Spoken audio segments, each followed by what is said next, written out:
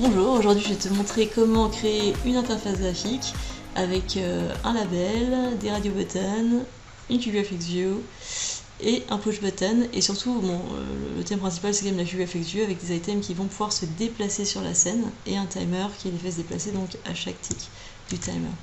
Donc là on voit qu'on peut appuyer pour démarrer le timer, hop, ça déplace, ça remet à 0. Voilà. Puis également on va voir comment on peut changer les couleurs de cette manière là. Allons-y.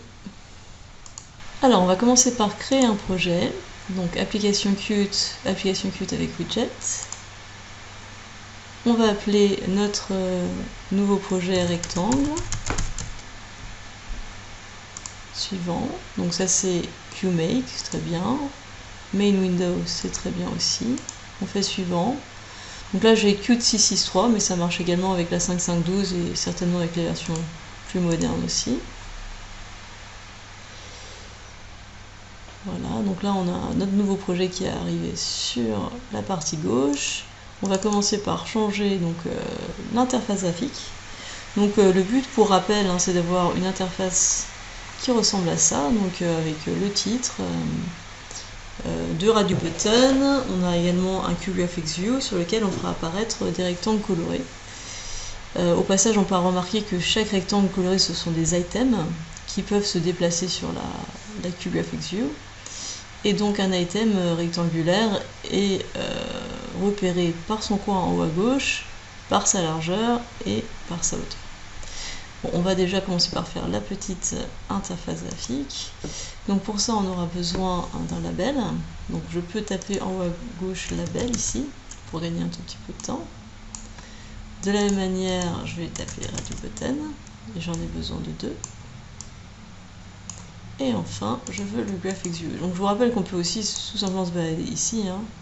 Le radio button, on peut le trouver également. Là je cherche le GraphicsView qui est ici.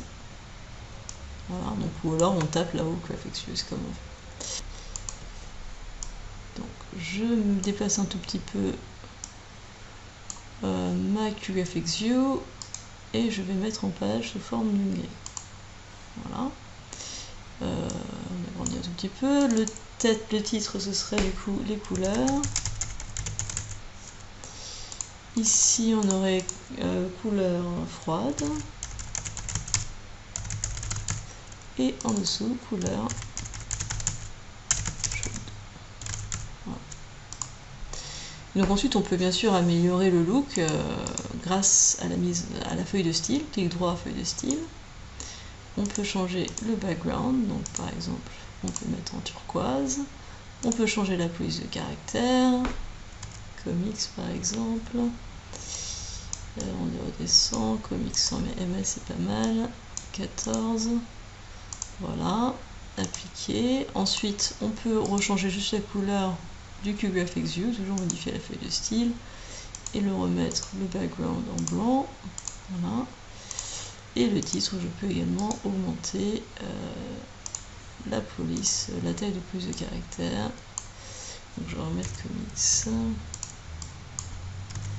Voilà. Et je vais faire une plus grande taille. Appliquer. Ok. Donc voilà notre petite interface graphique. Ensuite, je vais également changer un tout petit peu le nom des variables, parce que vous voyez qu'à droite, radio button et radio button 2 ça n'évoque pas grand chose, donc celui-là je vais le renommer radio button froid pour dire qu'il s'agit des couleurs froides, et radio button 2 je vais l'appeler chaud, radio button chaud, pour qu'on sache qu'il s'agit des couleurs chaudes. Donc le reste on n'a pas vraiment besoin de le modifier. On n'oublie pas de mettre le petit marteau en bas à gauche pour que ces changements de variable soient pris en compte. Une fois qu'on a fait ça, on va dans modifier ou éditer, ça dépend de votre version, donc on va dans modifier, et ici je vais aller dans mainwindow.h et je vais rajouter ma scène et mes items. Donc on va commencer par rajouter deux bibliothèques. On aura besoin du coup des scènes et des items rectangulaires. Donc d'abord QGraphicsIn, ensuite pour les items rectangulaires QGraphics Rect Item. On va donc définir en tant qu'attribut de la main window une scène et des items. Donc QGraphics scene, c'est donc un pointeur, on met bien une étoile. Et pareil pour QGraphics Rect Item, on va donc définir notre premier item déjà, qui correspondra au rectangle rouge qui est en haut à gauche. Donc maintenant il faut allouer l'espace mémoire pour notre scène. Donc la scène c'est un new QGraphics scene, new hein, c'est le mot-clé pour allouer l'espace mémoire nécessaire pour la scène. On va faire la même chose pour l'item 1. New QGraphics Rect Item. Alors pour définir un item rectangulaire, un objet rectangulaire, il va falloir penser à le repérer par son angle en haut à gauche. Donc 0,0 c'est les coordonnées du point en haut à gauche, la largeur, donc 200, et la hauteur qui est 200 également.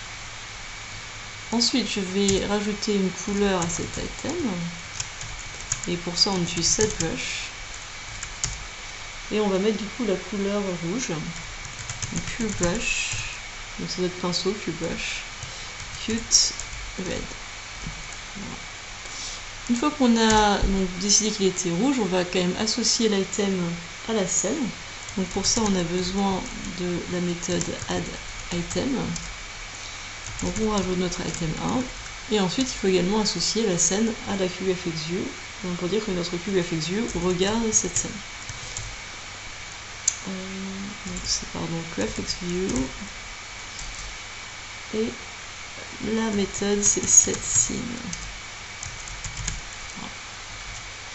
Donc là si tout va bien, on doit avoir juste un item rectangulaire sur notre scène. Donc on va lancer pour voir. Voilà, on a juste un item rectangulaire. Donc par défaut, quand on met plusieurs images, l'interface graphique va tenter de centrer l'image. Ok, donc maintenant on va placer les 4 autres éléments. Donc pour bien comprendre ce qui se passe, donc on a item 1, item 2, item 3 et item 4. Pour l'item 2 par exemple, on va voir qu'en X, puisqu'on est décalé de 100 vers la droite, en X on va avoir 100, tandis qu'en Y on aura encore 0. Et la largeur et la hauteur sont la même. Pour l'item 3 on décale de 100 vers le bas, donc cette fois-ci le X n'est pas modifié, donc on reste à 0, mais le Y vaut 100. Et les largeurs et hauteurs ne sont pas modifiées. Et pour l'item 4, le coin en haut à gauche, donc ça correspond à ce que je viens d'expliquer, donc là le coin en haut à gauche ce sera 100 et 100, et par contre largeur et hauteur seront les mêmes. Donc c'est comme ça qu'on va définir nos 4 items. Donc allons-y, donc c'est vraiment exactement le même principe. On va faire un peu de copier-coller. Voilà, donc on va mettre item 2, 3, 4. Ensuite ici on va, bon, je vais passer à la ligne suivante pour que ce soit un peu plus lisible. Et on va faire à nouveau un peu de copier-coller. Alors, hop, 3 et un quatrième. Donc lui c'est item 2. Et l'item 4, ce sera 100. Voilà. Et ensuite, en ce qui concerne les couleurs, donc l'item 2, il est bleu. Donc pareil, on va faire un peu de copier-coller. Le troisième est vert. Et enfin, le dernier est jaune. Donc yellow. Il faut bien sûr rajouter tous nos items à la scène. Donc là, item 2, item 3, item 4. Et voilà. Donc maintenant on va le lancer et vérifier qu'on a bien nos 4 rectangles, 4 carrés en réalité, et qu'ils sont bien placés. Voilà, on a bien nos 4 carrés, tout va bien. Et maintenant ce qu'on va essayer de faire, c'est on va essayer de s'intéresser au bouton couleur froide et couleur chaude, au value button. C'est-à-dire que quand on sélectionne couleur froide, on aimerait bien que les couleurs deviennent froides, et quand on sélectionne couleur chaude, on aimerait bien que les couleurs deviennent chaudes. Donc pour rappel, rouge et jaune ce sont des couleurs chaudes, et vert et bleu ce sont des couleurs froides. Alors allons-y, donc pour faire ça, on va faire un connect. Donc connect. On va connecter notre radio button. Donc le premier, on va commencer par les couleurs froides. Donc vous voyez, on a les deux possibilités ici. Donc moi je choisis froid. Et donc cette fois-ci le signal c'est toggled, donc Q radio button 2 points toggled. Vous voyez qu'il y a ce petit symbole qui dit que c'est un signal. Donc quand ce radio button est sélectionné, est toggled comme on dit en anglais, la main window, donc Z c'est la main window, elle va réagir en appelant la méthode qu'on va écrire. On va l'appeler changer couleur prod. Donc cette méthode n'existe pas pour le moment. Donc si je devais le compiler, ça ferait une petite erreur. Donc ce qu'on va commencer par faire, c'est créer donc la méthode associée. Donc je vais l'écrire juste en dessous.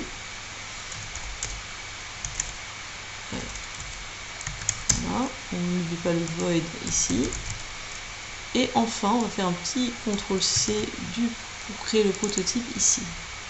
Donc le prototype, on le met à cet endroit-là. On n'oublie pas le point virgule et on enlève la mention main window parce qu'on est déjà dans la classe main window ici.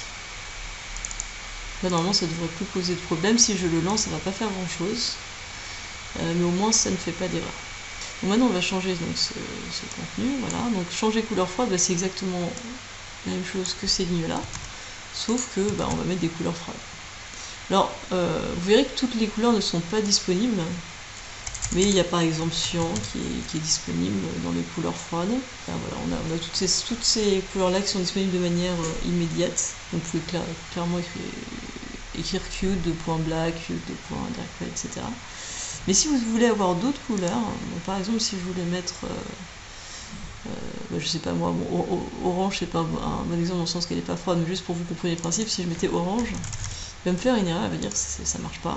D'accord, si je le lance. Il va faire une petite erreur, mais normalement il va vous proposer quelque chose. C'est quand même intéressant parce que souvent Qt, il va vraiment vous aider. Il va vous dire Orange is not a member of Qt. Did you mean Q color constant SVG orange? Donc il suffit d'écrire à la place du coup, en suivant les indications, on écrit Q color constant, voilà, 2 points SVG. Donc si vous voulez avoir d'autres couleurs, on peut très bien faire comme ça. Et là du coup cette couleur elle existe effectivement. Voilà. Donc là on va le tester. Donc cette fois-ci quand je vais sélectionner couleur froide, bon l'orange n'est pas une couleur froide, hein, mais c'était juste pour vous voyez le principe. D'ailleurs on va quand même le changer dans 2 secondes. Maintenant on va mettre les couleurs chaudes. Alors couleur chaude, allons-y, hop, pareil, copier-coller, sauf que là je vais mettre évidemment, il vaut mieux sélectionner dans une liste si possible, donc chaud, voilà. Et là, bien sûr, je vais mettre chaude pour la nouvelle méthode. Ça va être exactement la même. Voilà, chaude. De la même manière, ici, on va faire CTRL-C, CTRL-V, et on va faire chaude aussi. Voilà. J'allume un petit peu. Et donc, peut-être que l'orange, on va l'enlever pour les couleurs froides, on va mettre dark green par exemple. Qt dark green, voilà. Je vais reprendre les couleurs que j'avais au début pour celui-ci. Donc, on avait dit que rouge et jaune c'était déjà des couleurs chaudes. Donc, le blue, je peux mettre magenta par exemple. Voilà. Et ici j'aurais pu mettre l'orange, voilà, on va mettre par exemple dark magenta. Voilà. Très bien, donc maintenant si je le lance, normalement on devrait avoir la possibilité de changer les couleurs en couleur chaude et en couleur froide. Voilà. Donc là ça marche très bien. Ok, donc l'étape suivante maintenant ce serait de déplacer nos carrés. Donc vous voyez qu'on a toujours nos 4 items, mais on aimerait que cet item là, le rouge, se déplace vers le haut, que l'item bleu se déplace vers la droite, l'item vert vers la gauche et l'item 4 vers le bas. Donc il faut se rappeler que le X vont vers la droite et le Y vers le bas, ce qui veut dire que quand j'augmente, enfin quand je veux que l'item 1 aille vers le haut, ça signifie que le Y doit diminuer. Donc, et le X il reste identique. Donc on peut par exemple s'imaginer que tout ce qu'on fait, c'est qu'on fait -2 en Y, par exemple, hein, ça peut être -2, -1, -5, enfin bon, -2 en Y et 0 en X. Tandis que pour ici, on voit bien que pour l'item 2, il se déplace vers la droite. Donc pour se déplacer vers la droite, il va falloir augmenter x, tandis que y restera constant.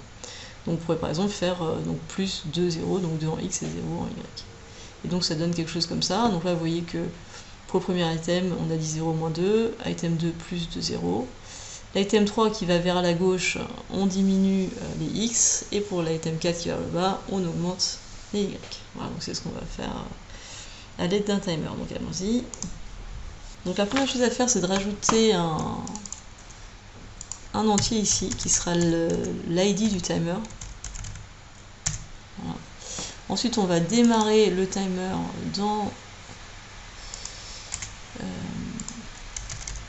le main window. Donc on va mettre ID timer égale start timer. Et on aimerait que ça aille relativement rapidement. Si je mettais juste 1000, ce serait toutes les secondes. Et si je mets divisé par 33 comme ça, ça veut dire que c'est 33 fois par seconde. On a 33 ticks par seconde. Et c'est relativement smooth pour nous. C'est-à-dire que quand on regarde, on aura l'impression d'un mouvement continu, quoi. On ne se rendra pas compte du tick et du timer parce que c'est trop rapide. Donc c'est pas mal pour ça. Et donc maintenant on va ajouter une méthode. Donc une méthode qui existe déjà, c'est une méthode virtuelle de la main window qui est timer event. Mais il faut la réécrire en fait pour dire qu'est-ce qu'on veut vraiment que notre fenêtre fasse à chaque tick du timer. Donc là on va écrire timer event. Et donc queue timer event. Voilà. Donc là on vous propose. Donc là on est obligé d'avoir exactement ce nom-là. Hein. Il ne faut pas le changer parce que c'est une méthode virtuelle qui existe déjà. Donc pareil, je mets le prototype à ce niveau-là, sans oublier le point virgule, et j'enlève la mention main window. Voilà, et donc là c'est ce qui va se passer donc à chaque tick du timer. Et donc nous on aimerait que notre item se déplace. Donc voilà, on va commencer par définir la position actuelle de notre premier item, item 1. Alors pour y accéder, on utilise la méthode pose, donc pose pour position. Ensuite, on va déplacer notre item, et pour ça, on utilise la méthode setPose. Et ce qu'on va faire, c'est qu'on va prendre la position actuelle, plus à nouveau un Q.F. Q.F, ça veut dire que c'est un point avec avec deux coordonnées. Hein. Et F, ça veut dire que c'est des doubles, c'est des floats, c'est-à-dire qu'on s'autorise à avoir des nombres à virgule. Voilà. Voilà, comme on avait dit, pour l'item 1 qui est l'item rouge, on aimerait qu'il se déplace vers le haut, ce qui veut dire qu'en Y, ça doit baisser, Voilà, donc là, on va voir ce que ça donne. Quand je déplace juste un seul item, normalement, toutes les... Voilà. Alors, vous remarquez qu'on a l'impression que les autres items se déplacent vers le bas. Donc si on veut éviter ça, il faut que la scène soit fixée. Et donc pour fixer la scène, on met cette petite ligne de code. Donc c'est sinRect, set sinRect. Donc là, si je mets ces valeurs-là de telle sorte que mes rectangles restent centrés, vous pouvez essayer avec d'autres valeurs, vous verrez, ça veut dire que la scène est fixée sur ces valeurs-là et donc elle ne va pas bouger. Donc là, c'est que le rectangle rouge qui va bouger, tandis que les autres rectangles auront effectivement l'air immobile. C'est ça, c'est la différence. Ok, donc maintenant, il suffit de faire la même chose pour les autres rectangles. Hein, donc exactement la même chose. On peut faire un petit copier-coller de cette ligne-là. On va juste pas redéfinir position actuelle, puisque c'est pas nécessaire. Hein. Donc là, si tout va bien, tous nos rectangles vont se déplacer comme on le souhaite. Voilà, donc ils vont tous dans leur direction respective. Ok, alors l'étape suivante est simple. J'aimerais bien rajouter un petit bouton ici. Donc push button. Donc à nouveau, soit vous tapez push button dans le fil, soit vous cherchez donc, push button. Voilà, on met un push button ici. Donc là, on va écrire dessus appuyer pour démarrer le timer. Voilà, appuyer pour démarrer le timer. Et ce qu'on aimerait bien faire, c'est que lorsqu'on appuie donc sur ce bouton, effectivement le timer démarre, les rectangles se déplacent. Et ensuite, si on réappuie sur ce bouton, on aimerait bien que les rectangles reviennent à leur position initiale. Et à nouveau, si on réappuie, ça repart. Donc c'est un peu l'idée. Donc j'aurais juste changé la couleur du bouton ici pour le distinguer du reste. Voilà. c'est peut-être un peu, voilà, ça c'est bien. Ok, donc d'ailleurs on remarque sur les boutons, on voit pas la couleur, on le voit seulement au moment de lorsqu'on lance. Donc on va mettre le petit marteau pour être sûr que la nouvelle variable du push button est prise en compte. Et on va faire un connect du coup. Donc c'est à nouveau un connect, mais cette fois-ci pour le push button. Alors, connect push button. Donc bien sûr maintenant c'est lorsque le button est clicked qu'il va falloir que la main window réagisse. Voilà. Et donc on peut l'appeler action bouton par exemple. Et comme d'habitude, il faut penser à définir la fonction. Ah, je peux le point virgule quand même. Il faut penser à définir la fonction correspondante. Alors, on va mettre une parenthèse, accolade, et on n'oublie pas le void devant. Je copie la première ligne et je la mets au niveau des prototypes ici dans .h. Dans la fonction. Et donc cette fonction elle va être appelée à chaque fois qu'on appuie sur le bouton. Donc l'idée c'est que cette fois-ci maintenant, cette ligne là, je vais la recopier. Donc le start timer, je vais la mettre dans action bouton à la place. Et le but c'est que la première fois ça s'enclenche, mais la deuxième fois au contraire ça l'arrête. Donc il faudrait qu'on introduise un entier, ou donc statique, ça peut être un entier ou un booléen, ça veut même. Premier appel. Et donc on va... bon, on a qu'à mettre un booléen. Un booléen. Et on va mettre true la première fois, voilà. Donc statique, l'intérêt du mot-clé statique, c'est qu'à chaque fois qu'on va appeler la méthode, en gros la variable, elle existe toujours, elle n'est pas détruite. Donc la méthode ne va pas détruire à la fin de la fonction cette variable, donc ce qui veut dire qu'elle va se rappeler de la valeur, de la dernière valeur de la variable. Donc voilà, le mot-clé statique, ça permet de se rappeler de la dernière valeur. Donc pour le moment, elle est égale à true, et donc si effectivement mon premier appel est vrai, donc si c'est vraiment le premier appel, on va démarrer notre timer. Et on va également changer l'apparence du push button en faisant un set text. Donc j'ai fait un CTRL A, CTRL I pour que ce soit un peu plus esthétique. Et là donc, je vais m'intéresser à mon push button et je vais faire set text pour changer son texte. Donc maintenant, je vais mettre appuyer pour remettre à 0. Et maintenant, je vais dire que mon premier appel n'est plus true, il est false. Je pourrais mettre 0 ou 1 à la place, hein, ça reviendra même. Ensuite, je vais mettre un else. Donc ça, c'est dans le cas où on l'appelle pour la deuxième fois. Cette fois-ci, on va faire un kill timer. Et c'est pour ça qu'on a besoin du numéro de timer. Hein. ID timer, c'est un numéro pour savoir quel timer il faut éliminer. Et cette fois-ci, on va remettre l'autre texte. Donc, set text, appuyer pour démarrer. Et également, on va remettre tous les items à leur position initiale.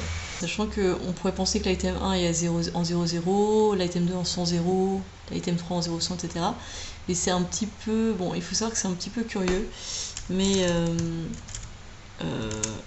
par défaut, on a tendance à considérer que toutes les positions des items, c'est tout simplement 0, 0. Donc même si la position réelle de l'item 3, par exemple, c'est 0, 100, pour ce genre de choses, pour pause et cette pause, on part de 0, 0, c'est que des positions relatives. Alors on va tous les mettre à la même position. Donc 0, 0, il faut bien comprendre que c'est la position de départ, hein, c'est pas la position réelle 0, 0. Là il faut remettre à true. Donc on réessaye, j'appuie pour démarrer le timer, j'appuie pour remettre à 0, hop, on est bien, appuie pour démarrer le timer et ça repart. Et voilà, donc on a terminé ce petit programme, j'espère que ça vous a plu. Et je vous dis à une prochaine fois.